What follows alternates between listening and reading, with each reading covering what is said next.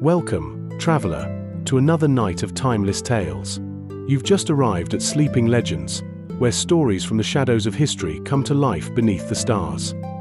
But before we begin, tell us, where are you watching from? What country do you call home? And what time is it right now in your corner of the world? Drop it in the comments. We love seeing how far our legends travel.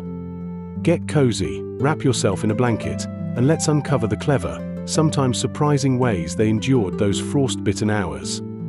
If you enjoy stories like this, ancient, strange, and soothing, don't forget to give this video a like, subscribe to Sleeping Legends, and tap the bell so you never miss a midnight tale. Be sure to check out our other stories waiting just for you. Tales of forgotten kings, haunted castles, and myths whispered through time. Real history? It's messy. It stinks of gunpowder, burning cities, and bad decisions made by very confident men in very silly hats. Forget everything Hollywood told you about knights tucking in after jousting practice.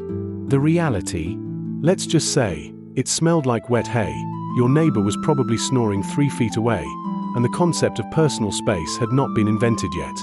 Now dim the lights, maybe pull that blanket a little tighter, because tonight, you're going to sleep like it's the year 1349. You wake up, not in your memory foam bed. Nope. You're on a straw mattress. And mattress is generous. It's basically a sack of old hay stuffed into a coarse sheet, now home to more insects than you can count. Something just bit your ankle. Welcome to the Middle Ages. You roll over, and bam, someone else is lying next to you. Could be your spouse, could be your cousin, could be 3 random travelers you agreed to share a bed with at the inn. Sleepovers weren't optional, they were survival. Beds were expensive, wood was scarce, and body heat was currency. So yeah, you're spooning a stranger tonight. Congratulations. Now here's where things get weird. Medieval folks didn't sleep like us. You don't just knock out for 8 hours straight. Nope. You drift into your first sleep after sunset, 4 hours or so. Then you wake up in the dead of night. It's pitch black. You hear rats scuttling in the corner. The fire's burned low. What do you do? Well, medieval people loved this midnight intermission. You might pray, chat with your bedmate, sneak out to chop wood, or, let's be honest, do the one activity guaranteed to warm you back up under the covers. Yeah, that. After an hour or two, you slide back into second sleep until dawn. So technically, they invented the midnight snack and the midnight scroll session, minus the phone. Quick question, who here has accidentally stayed up until 3 AM scrolling TikTok? Drop a guilty in the comments. Okay, so you've survived the bugs, the straw, the midnight wake up. But here's another curveball. Medieval beds were communal and political. Sharing a bed was like LinkedIn networking. You didn't just crash with someone, you sealed deals, forged alliances, or even spied on them. Imagine if your boss said, "Great job on that project, now let's share a blanket tonight." HR would implode. But in medieval Europe, totally normal. Oh, and forget pajamas. You either wore your day clothes, crusty, sweaty, caked with dirt, or you slept naked. Which means rolling over in the night was always a game of Russian roulette. Close your eyes for a second. You hear snoring. Not 1, but 5 different pitches of snoring. Someone coughs.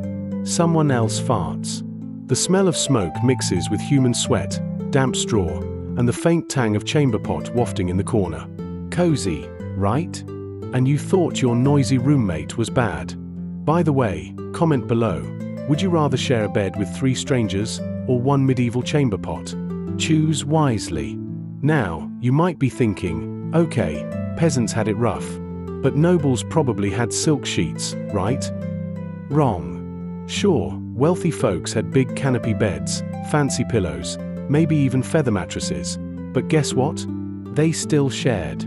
Servants often slept on the floor nearby, and the curtains weren't just for style. They kept out drafts and nosy rats.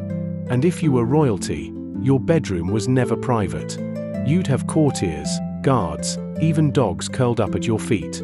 Imagine trying to get beauty sleep while 6 people are staring at you, waiting for you to wake up so they can hand you socks. So, after all that, would you survive a night in the Middle Ages? Personally, I'd last maybe 3 minutes before begging for my memory foam pillow and white noise app. But here's the takeaway: sleep wasn't just rest back then, it was survival, community, and sometimes strategy. And while we might complain about Netflix binges wrecking our sleep schedule, at least we're not waking up to a rat nibbling our toes. So what do you think? Could you handle a medieval night's sleep? Let me know in the comments. And if you're still awake, or just in your first sleep, hit that like button, subscribe for more weird history deep dives, and I'll see you in the second sleep. If you're just tuning in, don't worry, you haven't missed the snoring, farting, or rats yet. We're still wandering through the wild dreamscape of medieval sleep. So, if you're cozy in bed with your phone balanced on your chest, perfect. That's exactly the opposite of what medieval people would be doing. Dim your screen a little, tuck in, and let's keep going. Now, imagine this: it's winter. The nights are long. No LED lights, no cozy Netflix queue. The sun sets at 4:30 and doesn't rise until what feels like next Tuesday. You're stuck in bed for 12, maybe even 14 hours. But you're not sleeping the whole time. You're lying there, shivering, talking with whoever's next to you. Maybe you tell ghost stories. Maybe you whisper prayers. Maybe you're just listening to your neighbor pick at a boil for 2 hours. Summer, though? Whole different vibe. People often slept outdoors on porches, rooftops, or in barns because the houses were basically ovens. So picture yourself lying on a roof, staring at the stars, when suddenly someone's chamber pot gets dumped out a window nearby. Romantic, right? Okay, let's get a little spooky. In the Middle Ages, nighttime wasn't just dark, it was dangerous. People genuinely believed demons, witches, and spirits prowled the night. You wake up between first and second sleep, heart pounding. Maybe you heard a creak, maybe just the wind.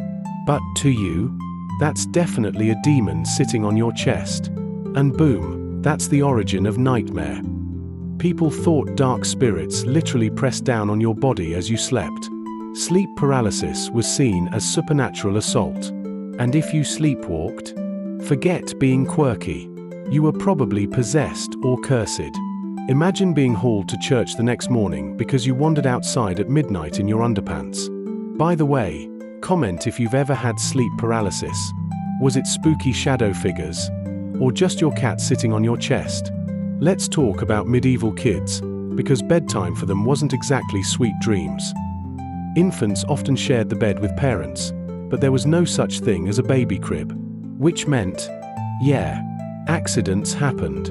Parents sometimes rolled onto their babies during the night.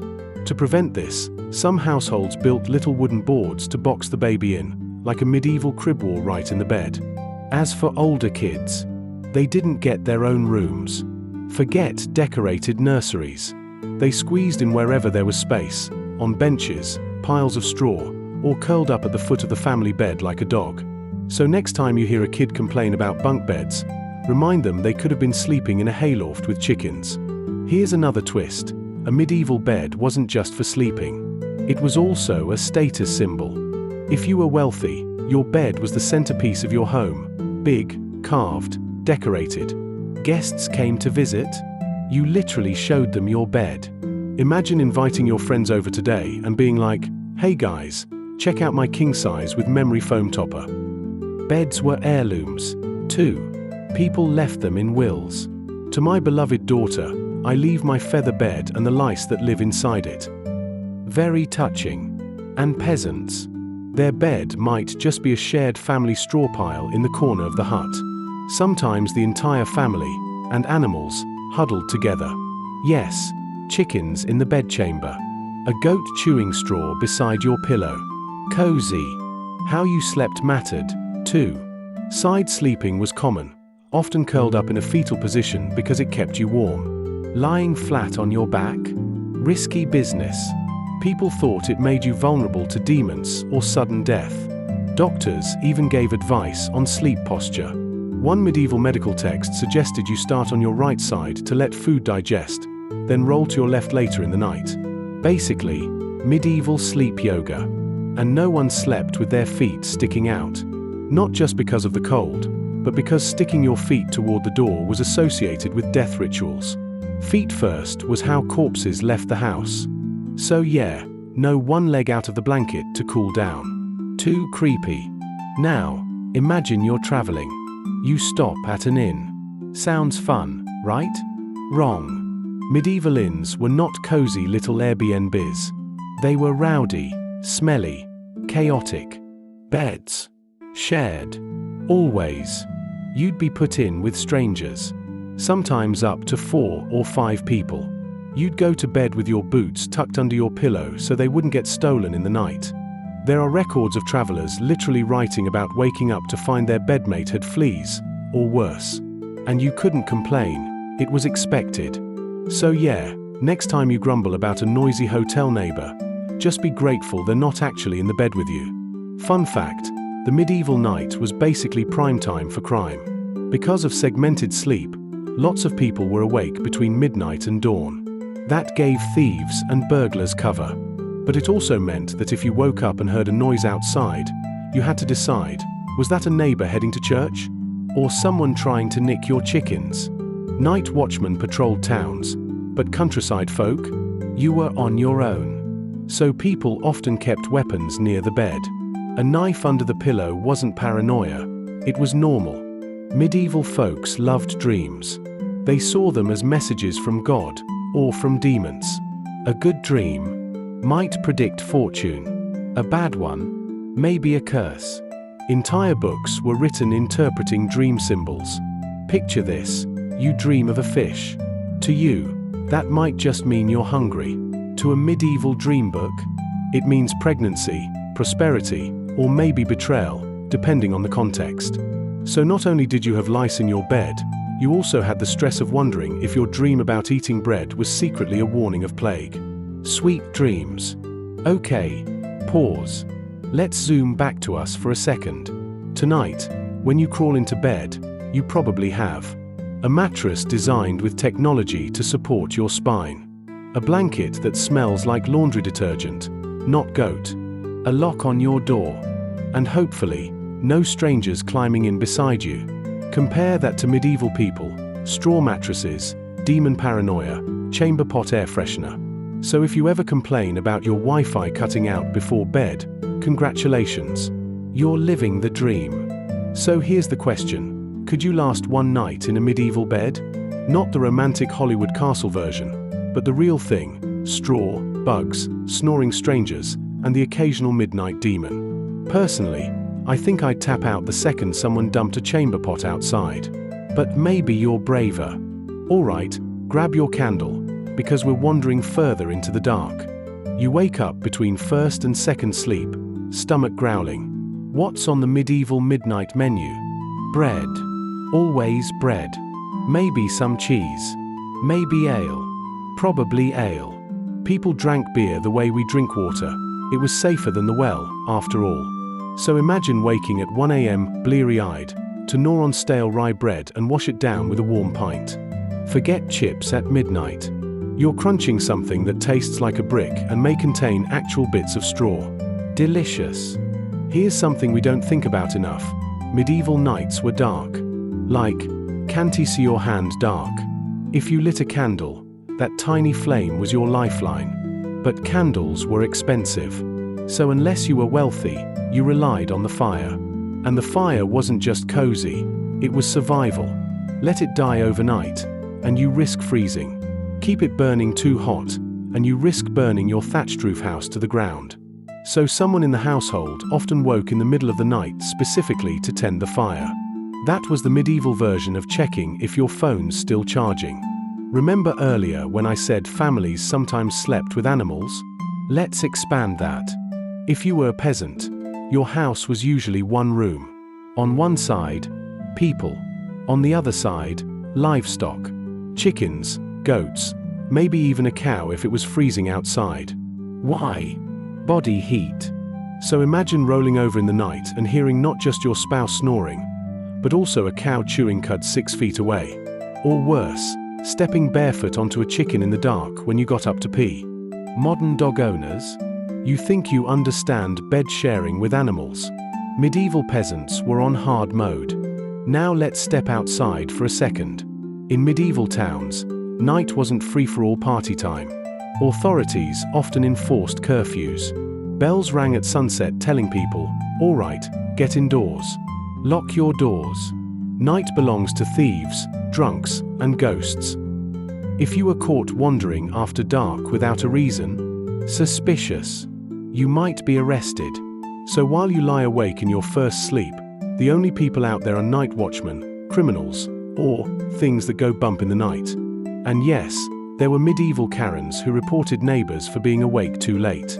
Imagine explaining to the sheriff, "I was just having trouble sleeping." Doesn't matter, you're clearly in league with the devil. Here's something interesting. Medieval sleep wasn't the same for men and women. Women, especially servants, were often the last to bed and the first to rise. Why? Because they had to stoke fires, prep food, and basically keep the house alive. That meant shorter, more fragmented sleep. And if you were a noblewoman, you didn't exactly have luxury either. Ladies-in-waiting literally slept nearby, sometimes in the same bed. Forget privacy. Your bedtime routine included an audience. So yes, even if you were a duchess, someone was listening when you mumbled in your sleep.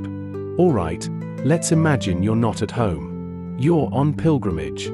You've walked all day, you're exhausted, and you have to stop for the night.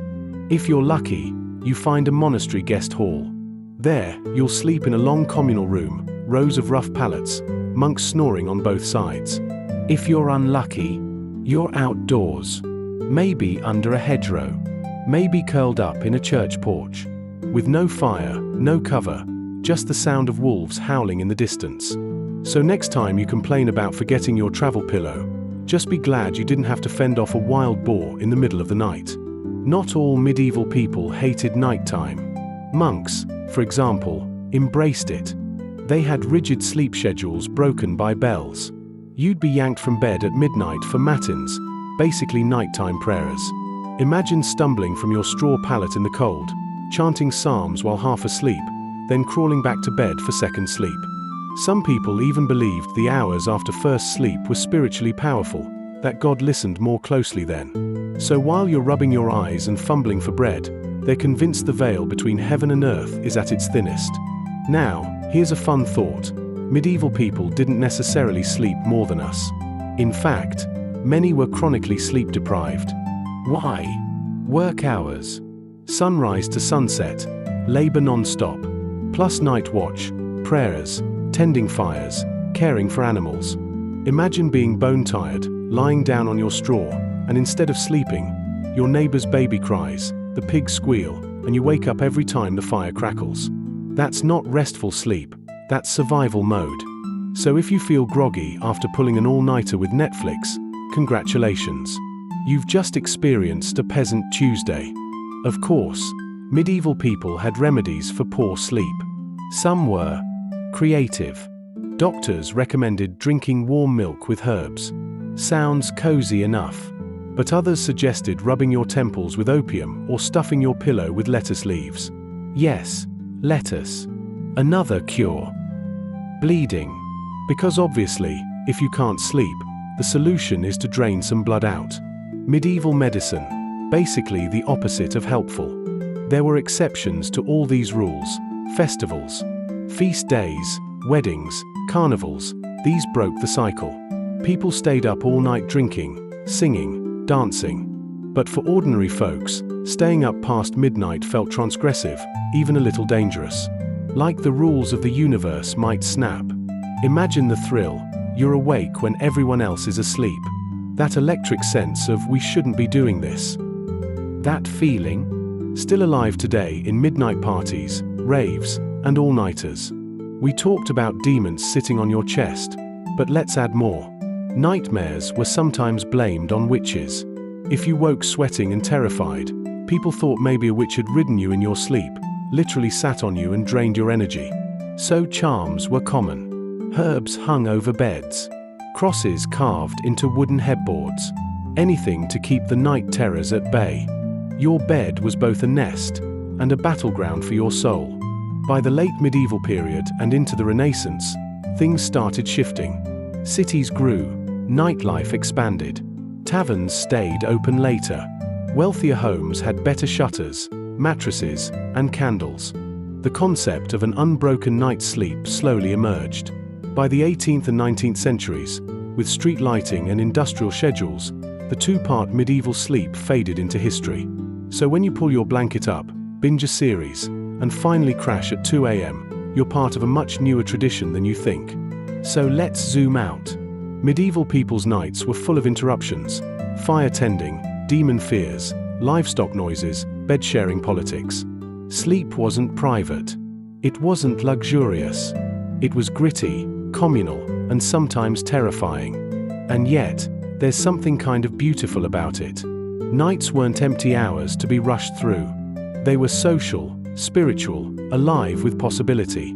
So maybe next time you wake up at 3 a.m., instead of cursing your insomnia, remember, for medieval people, that was perfectly normal. You're just accidentally living like it's the year 1300. Now tell me, would you ever choose to try segmented sleep for a week? Let me know in the comments. If you made it this far, you deserve some good dreams.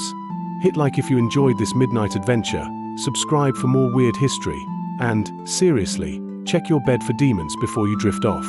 By now you've survived straw mattresses, rats, midnight demons, and communal spooning. Still here? Impressive. You're tougher than half the medieval population. But we're not done yet. Tonight we're digging into even stranger corners of medieval sleep, the stuff they didn't put in the history books. So hit like if you've ever pulled a true all-nighter, and comment below your weirdest dream. Trust me, medieval people had dream journals too, but theirs were way creepier. Alright. The candle's burning low, the house is quiet, let's wander further into the medieval night. You've seen movies where knights just plop down in shiny armor. Yeah, no. Sleeping in full plate would crush you.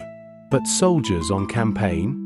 They often slept in padded gambesons or partial armor, sword nearby, boots still on. Imagine trying to nap in a sweaty quilted jacket stiff with dried blood, surrounded by the smell of horse dung and smoke. That's not REM sleep, that's hoping to get stabbed sleep. So the next time you complain about camping on an air mattress, picture medieval soldiers crammed into muddy tents, helmets for pillows. Let's zoom in on inequality. Wealthy folks had bedrooms. Peasants didn't. The entire house was the bedroom. The difference? Privacy. For nobles, even though attendants hovered nearby, the illusion of private chambers mattered. Beds had curtains to create a little cocoon of warmth and separation. For peasants, everyone saw and heard everything. Your snoring, your tossing, your nighttime activities. Zero secrets. So yeah, can I have my own room? Wasn't just a teenage complaint. It was a dream 99% of the population couldn't even imagine. Here's a cheerful thought. Many medieval people feared dying in their sleep. Plagues, fevers, and heart attacks weren't rare. Someone could go to bed healthy and never wake up. Priests warned, always confess before sleeping, because you might not see morning. So picture lying down, whispering prayers, clutching a cross, not for sweet dreams, but in case you died before dawn. Suddenly your weighted blanket feels less dramatic. Beds weren't just for sleeping. They were also places of birth and death. Women gave birth in beds, often surrounded by midwives. Sick people spent weeks confined there. Executions even happened in bed, poisoned wine brought to a noble's bedside, suffocation with pillows. If your medieval bed could talk, it would not be cozy bedtime stories. It would be true crime podcasts. While most people were supposed to sleep, some worked the night shift. Bakers, for example, started kneading dough around midnight so bread was ready by dawn. Blacksmiths sometimes worked late because the village needed tools for morning. And midwives? They never got full nights.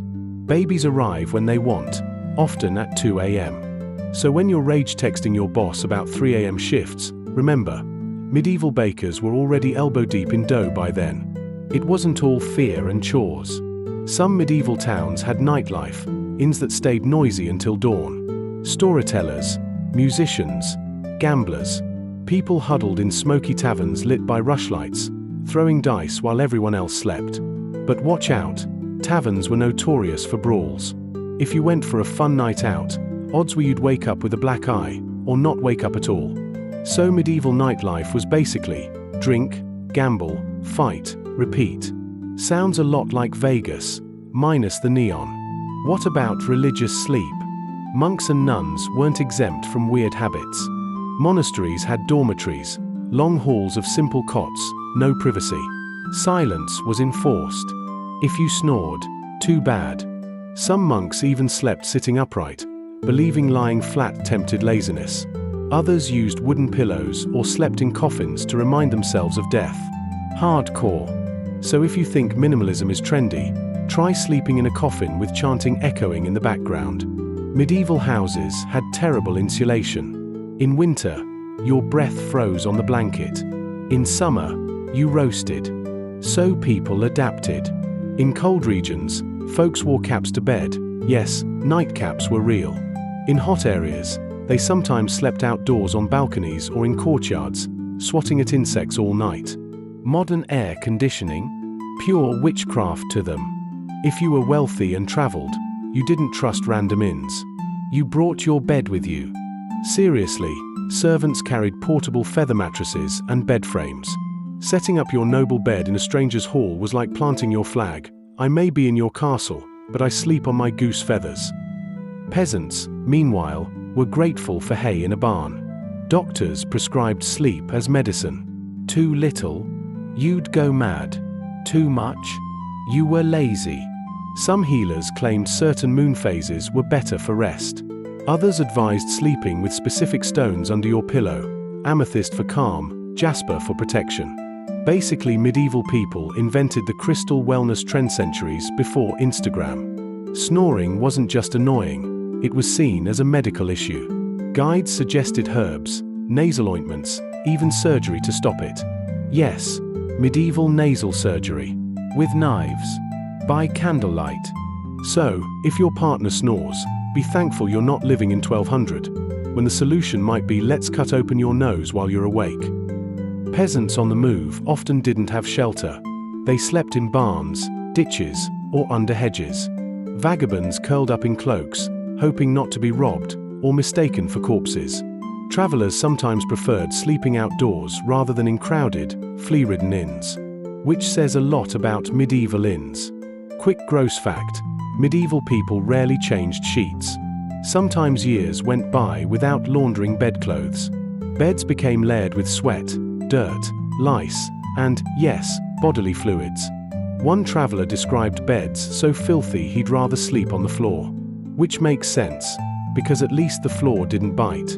So if you've ever thought, I should probably wash these sheets, it's been 2 weeks, congratulations. You're already doing medieval luxury hygiene. People believed which way you faced mattered. Sleeping with your head north was healthy, but feet toward the door? Death omen. Some even thought your soul could drift out of your mouth at night, so you needed to keep your body aligned with cosmic forces to avoid it wandering too far. Imagine explaining to your spouse, "No honey, I can't switch sides. My soul will get lost." Believe it or not, sleep could appear in court cases. Testimonies included things like, "I was in bed asleep with my wife when I heard." Sleep schedules also served as alibis. He couldn't have committed the crime at midnight. He was in first sleep with half the village. So even law and order depended on when people snoozed. Finally, dawn. The rooster crows, the fire smolders, and everyone stirs. No alarm clocks, just church bells, animals, and daylight prying your eyes open. You shake straw from your hair, scratch flea bites, and get ready to haul water, chop wood, or march to work. Sleep wasn't refreshing, it was just enough to keep you alive for another grueling day. So here's the final thought. Medieval sleep was messy, communal, scary, and uncomfortable. But it was also deeply human. People dreamed, prayed, whispered secrets, and huddled together for warmth. Strip away the demons and straw, and maybe it's not so different from us, still trying to rest in a restless world. So tell me, if you could spend one night in the Middle Ages, knowing you had to actually sleep there, would you dare? Drop your answer below. You've already outlasted fleas, demons, and questionable hay mattresses. But the medieval night still has shadows we haven't explored. So, before we dive deeper into the darkness, hit that like button if you've ever had a sleepless night, and comment below, are you watching this in bed, or in the middle of a 3 a.m. doom scroll? Either way, buckle up, because tonight we're wandering into the stranger, darker edges of medieval sleep. You roll over, eyes open, and hear someone moving outside. In the Middle Ages, being awake at the wrong time was suspicious. Night was considered unnatural for human activity. If you were seen creeping around at 2 a.m., people assumed thief, adulterer, or witch. Innocent night owl doesn't exist. So picture this. You're just an insomniac peasant going for a walk, and suddenly you're dragged into court accused of sorcery. Medieval justice, not big on nuance. Towns literally had curfew bells. When the bell rang, fires had to be covered, streets cleared. That's even where the word curfew comes from, couvre-feu, cover fire. Ignore the rule. You could be fined, whipped, or tossed in the stocks. So imagine stumbling home drunk after a tavern night and realizing the bell's already rung. Oops. You're now tomorrow's entertainment in the town square. Of course, rules were made to be broken. Young lovers often met secretly after curfew. Picture yourself sneaking through a muddy alley, dodging chamber pots tossed from windows, trying not to wake dogs. Finally, you climb into your sweetheart's window. Romantic? Maybe. Risky? Definitely. If caught, you weren't just grounded, you could be fined or even forced to marry. Court records are full of midnight rendezvous gone wrong. So yeah, Romeo and Juliet weren't the only ones risking everything at night. Believe it or not, sleep could be used in court.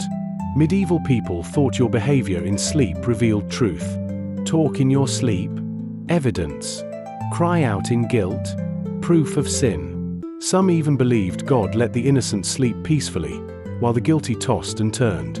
So if you snored loudly, your neighbors might whisper, "Yeah, he definitely murdered someone." This one's grim. In times of plague, bodies piled up faster than they could be buried. In poorer households, the dead sometimes stayed in bed until morning, lying beside the living. Imagine waking up next to someone who didn't survive the night. No one had space, time, or coffins to deal with it immediately. The bed wasn't just for life, it was for death too. Suddenly your annoying roommate doesn't seem so bad. Doctors studied sleep closely. Some recommended tying herbs around your neck to promote dreams. Others suggested inhaling steam from boiled poppies. And yes, they tracked night sweats obsessively. If you soaked your straw mattress with sweat, they thought it was your body purging bad humors. Comforting. So if you woke drenched, medieval medicine said, "Congrats, you're healing." Reality check? Probably tuberculosis. Astrologers claimed your sleep depended on the stars. Born under the moon? You'd be restless. Born under Saturn? Heavy sleeper. Mars? Prone to nightmares. People scheduled sleep around astrology charts, even choosing which side of the bed to lie on based on planetary influence. So, medieval horoscopes weren't about will I meet a tall stranger, but which direction should I face to avoid choking in my sleep? Let's talk crime. Burglars loved night because everyone was supposed to be in bed, but so did arsonists. Fire was the medieval equivalent of a nuke. Imagine waking at midnight, smelling smoke. By the time you stumble outside, your neighbor's thatch roof is already blazing, embers flying into the night. Firefighting? Buckets and prayers. Which is why some towns banned candles in bedrooms altogether. So, back to lying in pitch darkness, hoping the demons stay away. Traveling pilgrims had it rough. Cheap hostels offered floor space, not beds. Travelers spread cloaks on bare boards, shoulder to shoulder with strangers. The smell? A stew of sweat, garlic breath, wet wool, and feet. And you thought airplane cabins were cramped. Bonus, you had to guard your shoes under your head, because theft mid-sleep was basically tradition. In some cultures, sleep talk wasn't embarrassing, it was holy. People believed God or angels could speak through unconscious mumbling. So if you blurted "the sheep are in the meadow" in your sleep, your neighbors might gather to interpret it like prophecy. Congratulations, you're now a prophet against your will. Occasionally, the night flipped upside down. Festivals like St. John's Eve involved bonfires, singing, dancing until dawn. Sleep was optional. Imagine peasants staying up all night leaping over flames, drinking ale, and daring each other to summon spirits. For once, the night wasn't scary, it was ecstatic. But when dawn came, back to chores. No excuses. Religious penance often included disrupting sleep. Monks might sleep on hard boards or deliberately wake every hour to pray. Some extreme penitents slept on rocks or wore spiked belts under their nightshirts so rest was painful. The idea: the less comfortable your sleep, the holier your soul. So yes, if you thought your lumpy mattress was suffering, medieval saints would laugh at you. Here's a chilling one. Many executions happened at dawn. Why? Because people were already awake, gathering for morning work. Imagine waking, trudging to the town square, and watching someone lose their head before breakfast. Kids too. Public death was a normal part of the morning routine. Sweet dreams, huh? Night wasn't just for rest, it was for stories. Families told tales by firelight before bed. Saints, ghosts, heroes. Oral storytelling was the medieval Netflix. And of course, kids begged, "One more story." Just like now. Except their bedtime stories often ended with devils dragging sinners to hell. Cozy. Noble castles had towers so drafty you could feel the wind blow through cracks in the stone. Curtains around beds weren't just decoration, they stopped you from freezing solid. Guards often dozed in corners, spears nearby. So even luxury castles were haunted by the constant tension of danger. Your medieval princess bed? Basically a tent within a stone refrigerator. Without light pollution, the night sky was overwhelming. Stars spilled across the heavens, the Milky Way blazing bright. People saw constellations as literal maps of fate. Lying awake, staring at the roof beams, you'd hear owls, wolves, the slow creak of wood. If you dared step outside, the sky felt endless, terrifying and holy at once. That awe of the stars? Something we've mostly lost in our neon-lit nights. So let's wrap this up. Medieval nights weren't quiet. They were alive with danger, superstition, love, prayer, crime, and fear. Sleep wasn't 8 hours of peace. It was fragile, messy survival, punctuated by bells, whispers, and flickering shadows. And yet, part of me envies it. The rawness. The way night meant something beyond Netflix autoplay. The way darkness forced you inward, to your faith, your family, or your fears. So tonight, when you crawl under clean sheets, maybe pause. Imagine the bell ringing curfew. Imagine the fire guttering out. Imagine the world so dark you can't see your own hand. Could you sleep in that silence? Or would you lie awake, listening for demons, until dawn? Let me know in the comments. And hey, if you've stayed up with me through this medieval night, smash like, subscribe for more strange history, and may your sleep tonight be blissfully modern. You drift off and dream of a river turning to blood. To us? Weird. To them? A message from God. Dreams were cosmic postcards. Kings had dream interpreters, monks wrote manuals, peasants whispered their visions to priests. If you dreamed of fire, it might mean hell. If you dreamed of bread, maybe famine was coming. Imagine oversharing your dream about flying naked through a market. Suddenly, you're branded with divine omen of shame.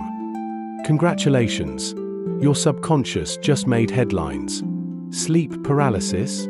They didn't call it that. If you woke up unable to move, chest crushed, it wasn't science, it was demons. You're in a smoky, cold room. A shadow crouches on your chest, pressing you down. That's the Mara or the old hag. People drew protective symbols on bedposts, clutched amulets, or slept with knives under pillows to ward it off. So next time you wake paralyzed at 3 a.m., medieval you would have grabbed holy water, not Googled "why do I feel like I'm dying?"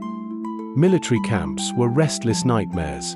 Soldiers slept in shifts, armor beside them, weapons within arm's reach. You curl up under a damp cloak, the ground frozen beneath you, your comrades snoring, and then the sudden horn blast. Attack. Everyone lurches awake, half-conscious, fumbling for swords. War wasn't just fought in daylight. Night raids were common. designed to catch enemies mid-slumber. No one truly slept in an army. You rested with one eye open. Imagine labor starting at midnight. No hospitals. No clean lights. Just midwives with herbs, candles, and whispered prayers. The whole house wakes, family rushing water, neighbors chanting blessings. Every creak feels ominous. Every flicker of the candle could mean life or death. If the baby cried immediately, relief spread. If not, silence was terrifying. Nights of childbirth were high-stakes vigils, half-sacred ritual, half-desperate gamble. Not all sleep was equal. Nobles lay on feather beds with embroidered sheets, surrounded by carved oak posts and thick curtains. Peasants, straw mats crawling with lice. But luxury had its price. Noble bedrooms were huge, drafty, echoing with wind. Peasants at least had warmth, crammed together like sardines. So who slept better? Probably neither. One froze in silk, the other itched in hay. Dungeon sleep was another level of horror. Prisoners lay chained to walls, on stone floors, in total darkness. Rats rustled at night. Straw turned to filth in days. You'd try to sleep, but dripping water echoed endlessly.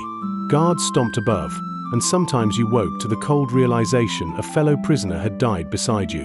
Modern insomnia doesn't seem so bad now, does it? At sea, sleep was chaos. Hammocks swayed violently, salt spray soaked everything, and the creaking would groan like a dying beast. You're rocked awake every few hours by the change of watch, or worse, storms. Sailors slept in boots, ready to leap up when the captain roared. And forget privacy. Snores, rats, and seasickness were your lullaby. If you think bunk beds are bad, try hammocks tied above barrels of salted fish. Many peasants literally slept with animals. Chickens in corners, dogs by the fire, even pigs inside during winter. The smells? Fermented hay, dung, wet fur. The sounds? Clucking, squealing, scratching. But hey, animals gave warmth and protection. You try drifting off while a goat tugs at your blanket. Cozy, right? In cities, night watch patrols kept order. These guys shouted the hours, sometimes singing rhymes, sometimes yelling warnings. Picture it, you're dozing off when a drunk watchman bellows under your window. Past 1 o'clock, all's well. Thanks, dude, I was almost asleep. They were the medieval version of car alarms. Helpful in theory, annoying in practice. Folklore stuffed the night with monsters. In Northern Europe, elves were blamed for tangled hair, elf locks. In Slavic lands, vampires lurked at gravesides. In the Mediterranean, restless spirits wandered, stealing breath. You wake sweaty, hair knotted, chest heavy, instantly blamed on spirits. No one said, "Rough night." They said, "Fairies visited you." Which, honestly, sounds cooler. Church bells at night weren't always peaceful. During storms, bells were rung to chase away demons. At funerals, midnight tolls echoed across villages, reminding everyone of death. Imagine lying awake, listening to the iron clang, each strike rattling through your ribs. Bells weren't just sound, they were power, driving fear and awe into the dark. Guests were often welcome to sleep on benches, floors, even kitchen tables. Refusing hospitality was a sin, but offering bad sleep space was excusable. You might curl up under a bench while dogs padded past. Strangers shared your blanket. Snoring duets filled the room. Privacy? Forget it. Medieval life was basically one giant sleepover, minus the pizza rolls. Bathhouses weren't just for washing, they doubled as social clubs. People lounged in steam, drank, ate, then dozed on benches afterward. Imagine falling asleep half naked among strangers, the air thick with sweat and herbs. Half spa, half chaos. 4 peasants without tubs, this was as close as they got to luxury sleep. The last sleep was communal. When someone was dying, family gathered at the bedside all night, praying, singing, or waiting silently. Candles flickered, incense burned, and the sound of rattling breath filled the room. Death wasn't hidden, it was witnessed. And once the person passed, the bed became a shrine until burial. Yes, People sometimes slept in churches. Pilgrims, beggars, or travelers curled in corners beneath holy statues. The smell of incense, the chill of stone, the echo of chanting monks. Sleep there wasn't exactly restful, but it felt protected, shielded from the chaos outside. Modern equivalent? Crashing on the floor of an airport, but with more stained glass. Not every medieval night was quiet. Some towns had fairs lasting till dawn, jugglers, musicians, vendors selling roasted meat. You stumble through torchlight, stuffed with ale, laughter mixing with drumbeats. Eventually, you collapse onto straw, head spinning. Sleep and revelry collided. Imagine Coachella, but with fewer cell phones and more pickpockets. So here we are, dawn creeping in on another medieval night. You've dreamed omens, endured demons, heard bells toll, and maybe shared your bed with livestock. What does this tell us? That sleep was never just rest. It was survival, ritual, mystery, and sometimes sheer absurdity. Tonight, when you lie down in your cozy bed, think of sailors swaying in hammocks, peasants tucked beside pigs, nobles freezing under silk. Think of bells, omens, fairies, and the thousand eyes of the night sky. And ask yourself, if you were dropped into the Middle Ages, would you sleep soundly, or would the darkness keep you awake until dawn? You've made it this far, through fleas, dreams, demons, and snoring pigs. But you're still awake, aren't you? Good. Because we're about to head into the even stranger corners of the medieval night. The inns where you couldn't sleep, the fires that might kill you before morning, the stars people swore determined your dreams. So grab your blanket, keep one eye on the door, and let's dive in. You're traveling and can't make it home before dark. No problem. Find an inn. Sounds cozy, right? Wrong. Inns were chaos factories. You'd pay for space on a bench, or if you were lucky, a straw mattress in a room filled with strangers. Think hostel, but with more body odor and fewer showers. Drunks stumbled in at all hours, dogs barked, dice games clattered downstairs. Privacy? Zero. Thieves sometimes crept in while you slept. Basically, medieval Airbnb came with a 50% chance of lice and robbery. Pilgrims often walked for weeks to reach shrines, sleeping wherever they could. Picture this. You curl up under the stars beside a dusty road, cloak wrapped tight, listening to wolves howl in the distance. You dream of saints, but also wake every few minutes checking if your shoes are still there. Sometimes churches open their doors, but not always. So most nights. Dirt bed, sky ceiling, nervous heart. Sleep wasn't just biology, it was written in the stars. Medieval astrologers claimed the moon influenced when to sleep, how well you'd dream, even whether nightmares would strike. If Mercury was in retrograde, expect restless tossing. If Venus was ascendant, sweet dreams. Imagine planning your bedtime like a horoscope.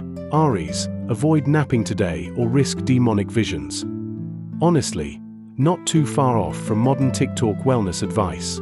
What about those who wandered at night? Sleepwalking was treated with awe and terror. If you got up and roamed around in your shift, people whispered you were touched by spirits, or worse, cursed.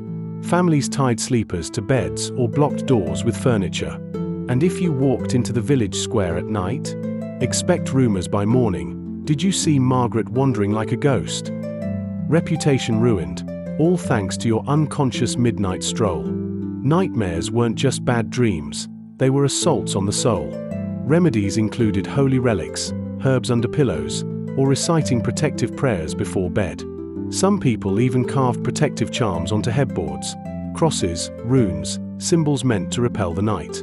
Others drank sleep draughts, herbal mixes with poppy, henbane, or mandrake. Effective?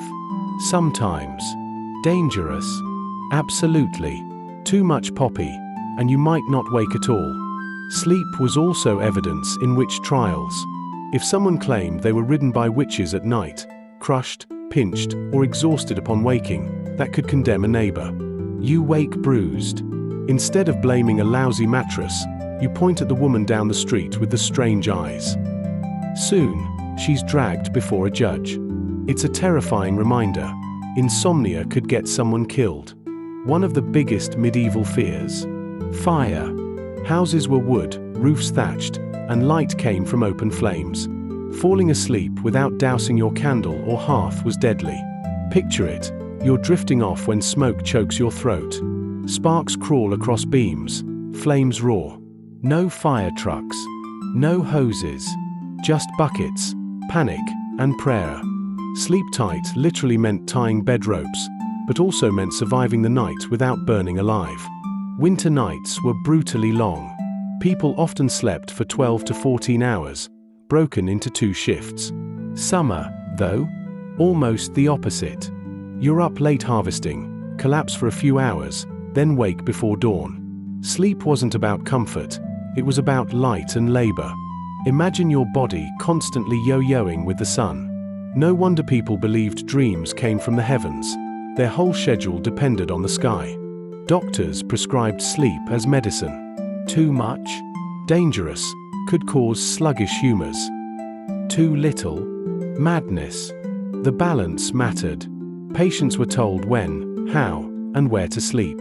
Even the bed direction mattered. East was healthy, west unlucky. You're feverish, doctor visits, and his advice is basically, change your pillow angle and maybe bleed a little. Medieval healthcare, folks. Monks didn't just wake for prayers, they often slept sitting up. Why? Lying down was considered indulgent.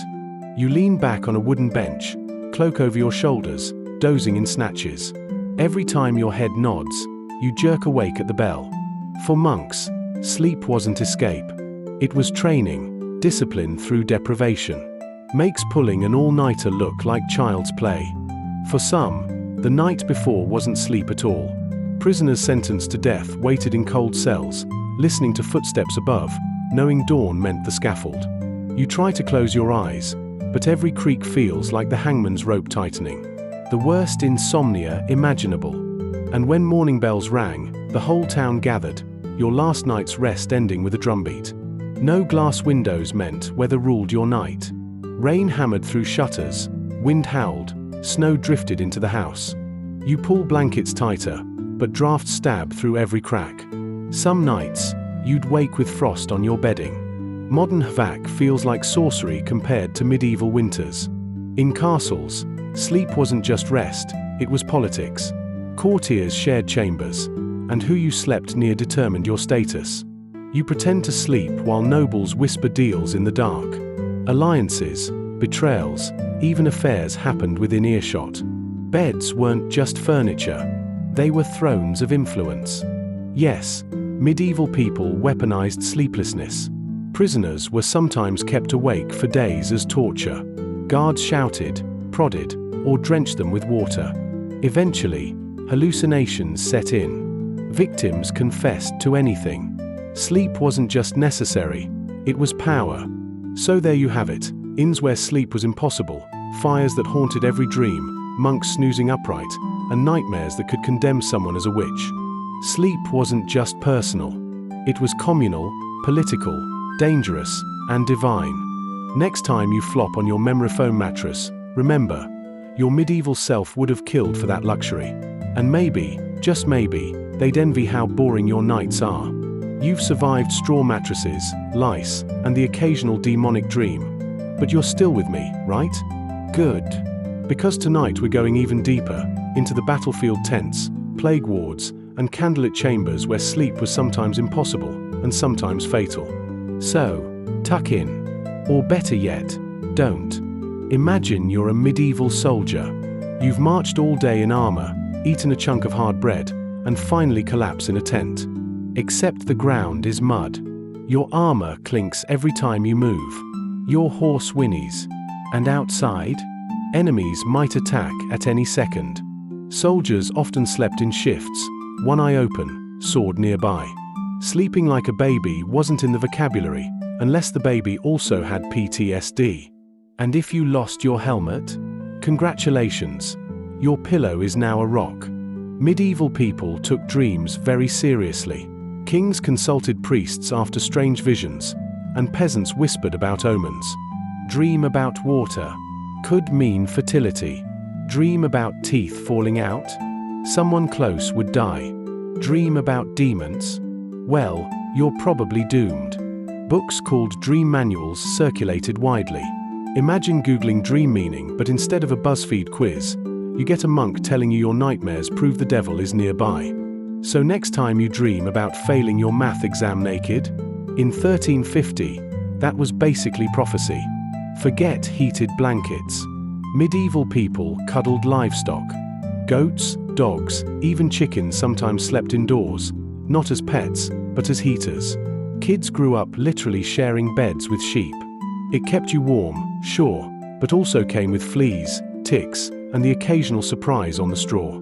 Ever had your cat wake you at 3 a.m.? Now imagine it's a full-grown pig rolling over onto your legs.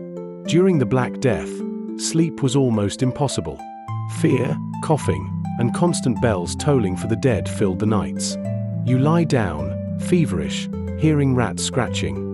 Your neighbor coughs until silence falls, and you wonder if they're gone. Doctors sometimes advise the sick to stay awake all night to sweat out the plague. Spoiler, it didn't work.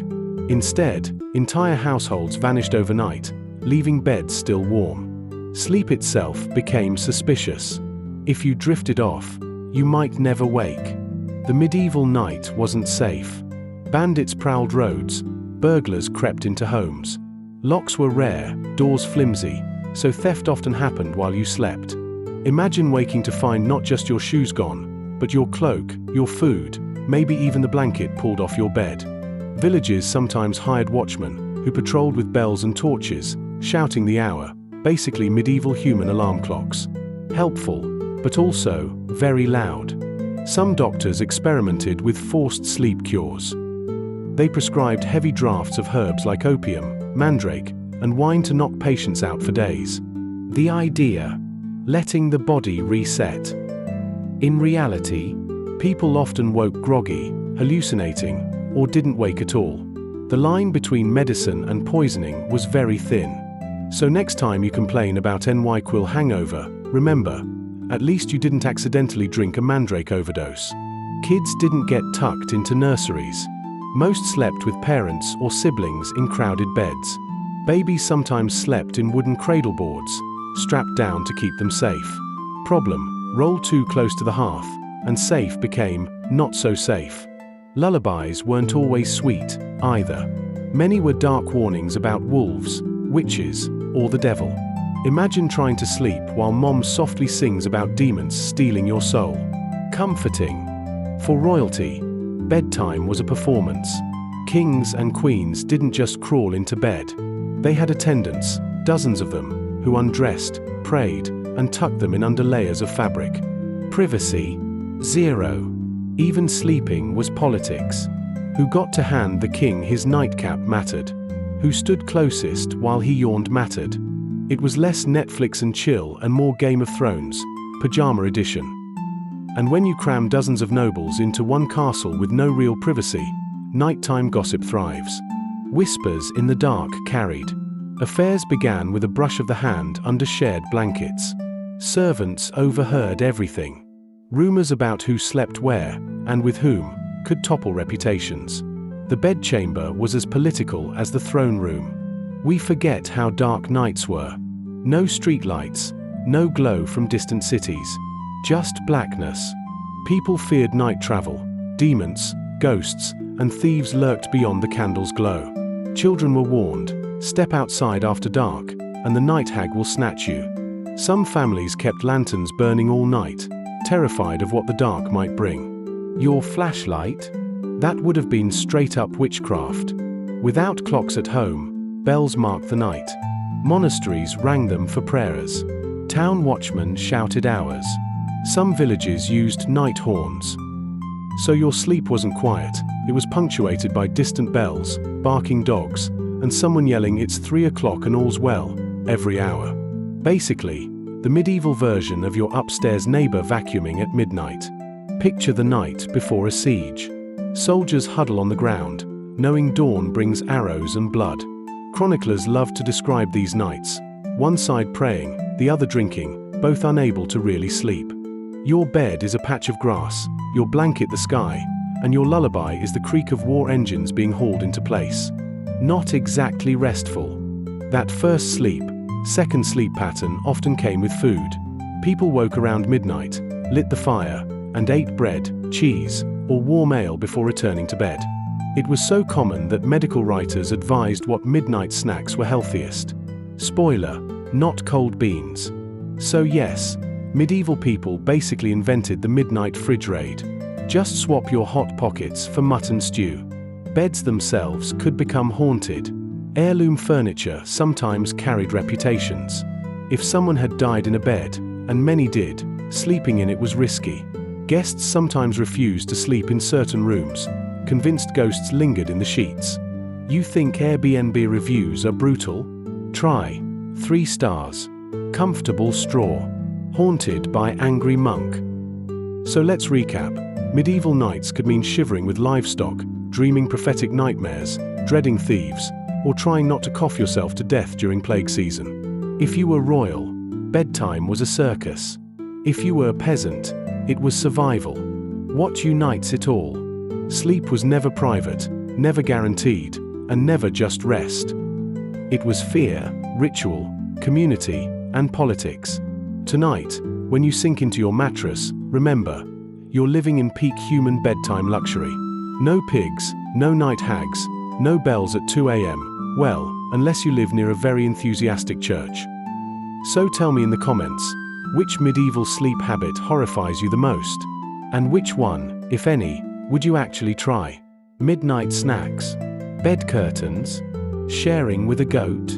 You followed me through lice-infested mattresses, midnight snacks of questionable stew, and even bed sharing with farm animals. But tonight, this is the last dive. So dim the lights, pull the blankets tight, and imagine the creak of an old wooden door closing, because what's coming might keep you up tonight. Before we begin, smash that like button if you've enjoyed this journey into medieval nights, and tell me in the comments, which part shocked you most so far? Ready? Good. Let's drift into the final shadows of medieval sleep. Imagine you're a prisoner, condemned. Tonight is your last sleep before the gallows. Chroniclers wrote how condemned men often couldn't sleep, pacing cells, muttering prayers. Guards sometimes forced them to lie down, hoping exhaustion would calm them. Others slept unnervingly well, as if accepting fate. One monk described a man snoring like an ox the night before his execution. Would you sleep? Or would your mind run wild with every creak in the dark? Monks lived by bells, rising multiple times a night for prayers. Matins could mean dragging yourself from a cold bed at 2 a.m., chanting psalms while shivering in stone chapels. Insomnia wasn't medical, it was spiritual. Couldn't sleep? Clearly God wanted you to pray harder. Compare that to us, scrolling TikTok at 3 a.m. because we can't shut off our brains. Maybe not so different after all. Beds weren't just for sleep. In royal and noble households, they were public furniture. Visitors might be received in the bedchamber, and rulers sometimes gave audiences while reclining. Curtains weren't about privacy, they were props. So picture politics discussed inches from the king's bare toes. Awkward? Very. Seasonal sleep was brutal. In summer, swarms of insects buzzed through open shutters. In winter, frost literally formed on blankets. Without insulation, people piled on fur, cloaks, even spare sacks. And sometimes, you woke to find your hair frozen to the pillow. We complain when the AC is too strong. They complained when icicles grew on the inside of their roofs.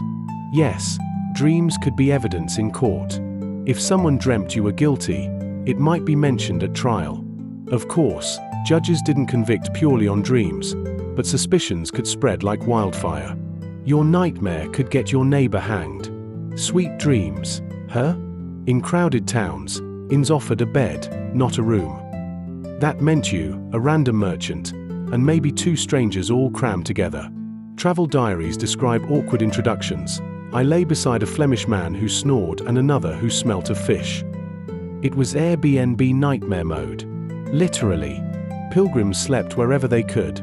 Barns, monasteries, roadside shrines. Sometimes under the stars, sometimes in communal hostels crawling with vermin. A 14th century traveller wrote that he woke to find my purse gone and my neighbour's lice upon me. Religious devotion met bedbug buffet. Nightmares weren't just bad dreams. They were night hags, demons sitting on your chest, suffocating you. If you woke gasping, sweating, unable to move, today we call it sleep paralysis. Back then, it was proof witches were attacking. Some people even left knives under pillows to stab the unseen hag. Did it work? Not unless your enemy was a loose bedsheet. Not everyone feared the night. Some embraced it. Poets and scholars often wrote in the quiet hours after first sleep. Chaucer joked about sleepless lovers scribbling by candlelight. Others saw midnight as divine inspiration. So next time you pull an all-nighter finishing homework, congrats, you're basically a medieval poet. We have lavender sprays and scented candles. They had reality. Straw mattresses stank of mold. Chamber pots under beds added a sharp note. Add in smoke from the hearth, wet wool, unwashed bodies, and barnyard animals, and you've got Ode to Middle Ages. Sweet dreams. Sleepwalking terrified medieval families. People believed wanderers were possessed, led by spirits. Chroniclers tell of one man who walked straight into a river and drowned. Another climbed a church roof. Families sometimes tied sleepers down with ropes. Not for comfort, for survival. Medieval houses weren't soundproof. When thunderstorms rolled in, you heard every crash. People believed storms were battles between angels and demons. Sleeping through one? Dangerous. You might miss the chance to pray for your soul. Imagine trying to nap while your neighbors scream about the apocalypse outside. Beds weren't just where people lived, they were where most people died. The deathbed was a ritual. Family gathered, priests anointed, will spoken. Everyone expected to die in bed, not in battle. It meant beds carried weight. They were both comfort and coffin. Young couples often courted during between sleeps. Families dozed, houses grew quiet, and lovers whispered through doors or windows. Some romances blossomed at midnight. Others ended with angry fathers and swords. So yes, medieval teenagers invented sneaking out at night. So here we are. We've walked through the entire medieval night, the fear, the rituals, the strangeness, the humanity. From soldiers sleeping in mud to queens in ceremonial beds, from midnight snacks to night hags, sleep wasn't simple. It was survival, politics, love, and death, all wrapped in itchy straw. And now, look at your own bed. Soft, clean, private, warm. No fleas. No watchman yelling the hour. No ghost of some monk muttering by your pillow. That's progress. That's luxury. That's why history matters. It reminds us how lucky we are to close our eyes in peace. If this journey into medieval sleep blew your mind, do 3 things right now. Hit like, it tells me you want more deep dives into the strange corners of history. Subscribe, so you never miss the next bizarre, funny, slightly disturbing story. Drop a comment. Tell me, which medieval sleep habit could you never survive? And which one would you actually try? Because this has been the last chapter of our midnight saga, but history never sleeps. Until next time, good night, stay curious, and may your dreams be free of pigs, lice, and night hags.